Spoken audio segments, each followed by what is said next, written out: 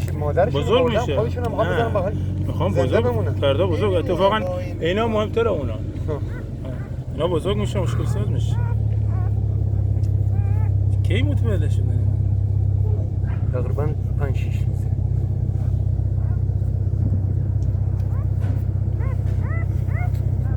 چند تا فیلم خوبم برات گرفتم. گرفتم عالی برای سگ گرفتن ها هر بزرگ. چقدر تونستی فیلمه چون اینا همون کارتون. بر عکسامون یه دفعه کسی نشونی کسی. نه بابا. شب برات میفرستم. اصلا سعی کن بدون عکس بده خودت میافتی. همینو حذف کن یا تارش میکنم. سلام علیکم. خب ببرمش. خوبی آقا؟ سلام.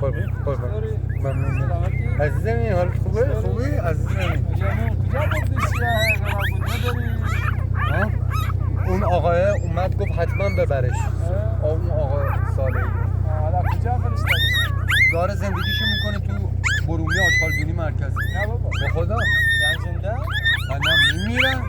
الان اینم با مادرش میره همونجا زندگیشو میکنه. یعنی تو آشغالدونی برومی؟ آره 3000 تا سگ هست. حفاظت شدن یا میرن؟ اونجا خیلی بزرگه 60 کیلومتر در 75 کیلومتر دیوار بتونی کشیدن. تمام آشغالای خوزستان رو میبرن اونجا. بعد اونجا عقیمشو میکنید یا نه همینجور رها سازش میکنن. دیگه هم نمیان این برن. چون غذا اونجا زیاده؟ خیلی. این دیگه باشه مشکلی نداره.